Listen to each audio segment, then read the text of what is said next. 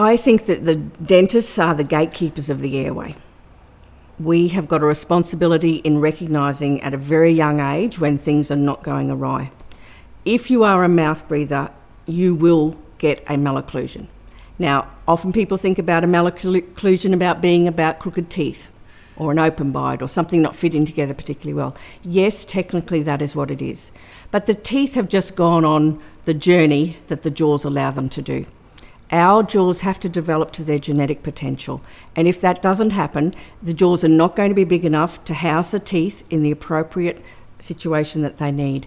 And we need to really provide that. So early recognition of problems developing. We need to have 3 main things, but there's 5 really that have to happen for us to develop a good jaw. The first one is that we need to be nasally breathing. We are born obligate nasal breathers, because if we couldn't nasally breathe, we would not be able to breastfeed. So breastfeeding in and of itself, beyond the nutritional benefits that we all know about and hear about, it has a very strong muscular action that actually helps the development of the jaws. And if this does not occur, then we don't get the true and best development of the jaws from a very, very early age.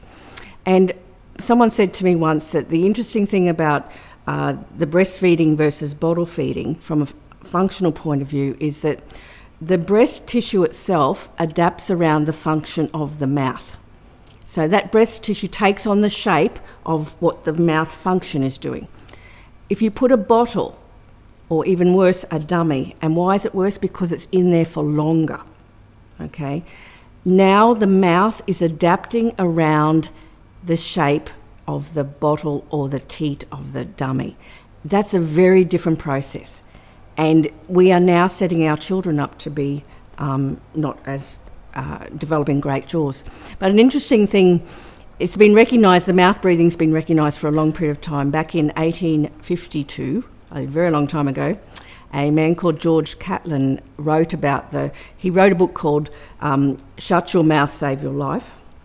And it was about the perils of mouth breathing. And he noticed that in modern society, these faces were changing. There was being facial changes going on, malocclusions developing, which was not happening in the Native American Indian communities that he also visited.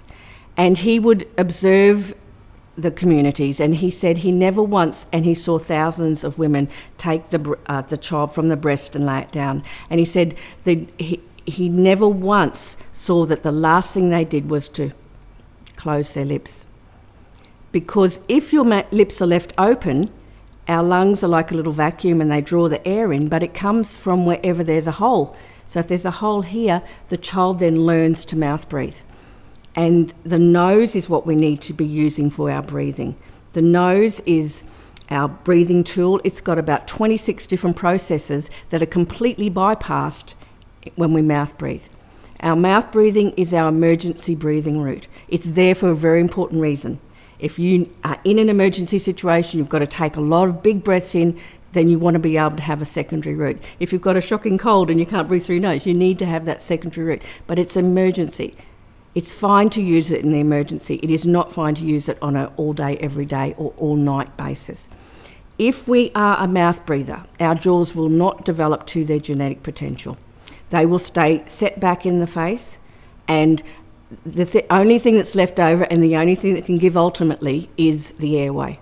So we actually develop sleep apnea from birth, from the introduction of functional demands and functional changes which are not in keeping with our genetic physiologic signalling that our body expects to have. When it changes, everything changes. So we have to take a step back and look at these little children. We have to prevent the malocclusions.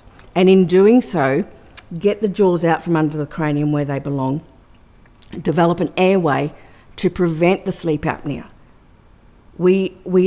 It is prolific in society. It's so much worse than what the statistics and that are quoting at the moment. It's getting worse.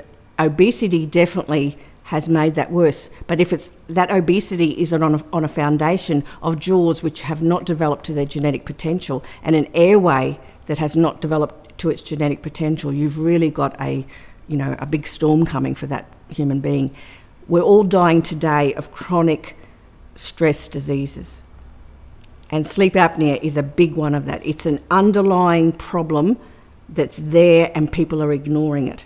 Every night when we're supposed to be in our rest and recovery mode, people go into survival mode because their airway is closing off. And that will cause increases in blood pressure, and you then get diabetes and all sorts of other problems. But recent research is also showing that if you have obstructive sleep apnea, you're at much higher risk of developing cancer.